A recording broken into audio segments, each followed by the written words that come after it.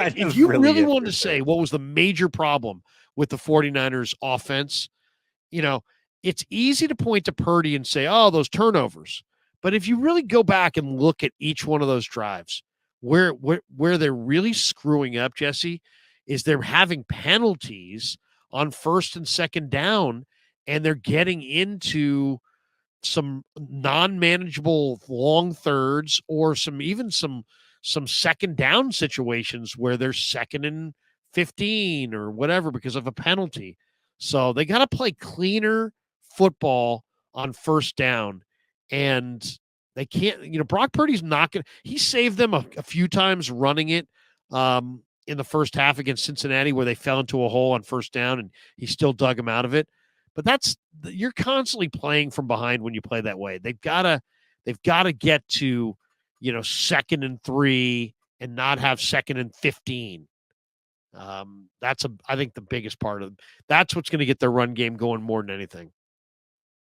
Clean football. I like it. 69er says over under Brock Purdy 1 career Super Bowl. Push. I'll say he gets one. Yeah, no, over. You got to give us a half or something. Yeah, you got to go half or 1.5. You got to give us half. I think what he's saying is half. He's saying half. Over under on half Brock Purdy Super Bowl. I'm going to say yes. I'm going to say he gets one. Hold on. Does the Jimmy G route count? Because he has Super Bowl rings. I mean, that's a backup. I'm just saying. No, Jimmy has none. As far as I'm concerned, yeah, Jimmy that doesn't count. That doesn't count. Okay. Gail Gilbert has a Super Bowl ring, or no, he's been to 4 Super Bowls. This is the year, man. Like this year, this team can do it. I'm just gonna say over because I want them to win the Super Bowl, and I think this is their best chance. So I'm gonna say they get it done this year. Maybe that's the fan in me. I don't know, but and at the end of the day, I mean, we're Niner content creators. We're talking a lot of Niners. Do you want everybody to be like deep down Jesse's wishing against us to win the Super Bowl? Or do you want to be the guy who's like, you know what? Jesse had a little bit too much confidence in Brock. You know what I mean? It's like at the end of the day, you got to kind of pick your poison. I'd rather be the guy who's got too much confidence in Brock than some guy saying, you can't do it. Here's the deal. Here's the deal. I'm gonna be very forthright in my opinions. I said going into this year, I had the whole, is he Mr. Right or is he Mr. Right now? And in saying that, I said that I do believe that he was going to be the starter this year if he was healthy and that they can win a Super Bowl with him. So I'm not going to change it now because they have 3 straight losses. This team is still supremely talented. Brock Purdy, for a majority of what he's put on film, has been very good.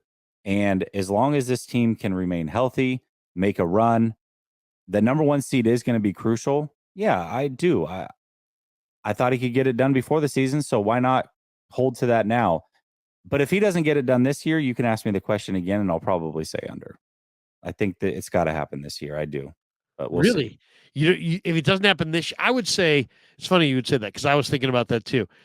I would say I would feel the same way if it doesn't happen this year or next year. I'll tell you why. I'll tell you why I feel that way. I would initially think that too. 1 year of age for a lot of these guys, Larry, I think is going to be, you're going to see 1 or 2 of them just fall off a cliff potentially. That's what I worry about. Who are you thinking of? Kittle? Kittle, yeah.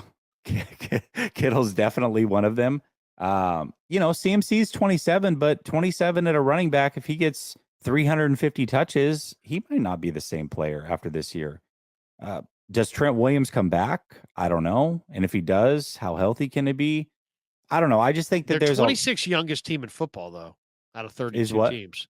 The Niners are the 26th youngest team in football. Right, out of but 32 teams. Their big time players are 30 plus for the most part. They are. I mean, Kittle, Armstead's 29. He'll be 30 next year.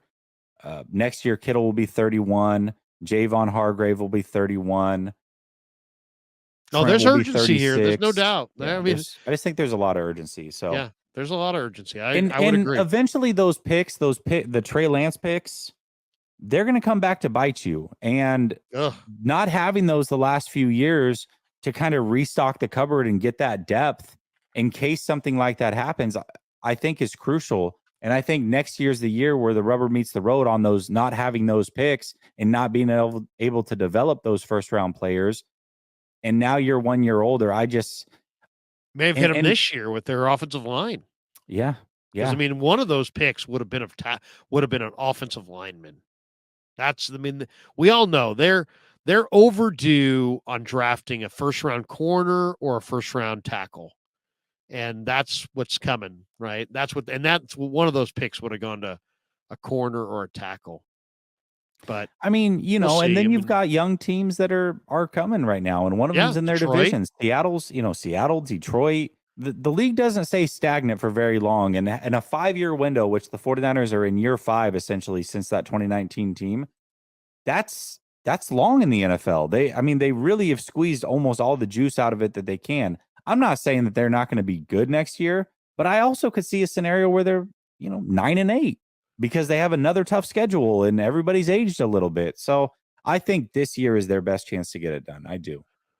Though if you look at the NFC, I think Detroit is the one team that's young and they're ascending in the NFC. Mm-hmm. I don't know that I see a young ascending team in the NFC. Maybe Seattle, if they get a quarterback. Let's say they got Michael Penix and he became spectacular or something like that. Then maybe them. But like in the AFC, Chargers have a lot of talent. Texans are a good young team. Jacksonville's a good young team.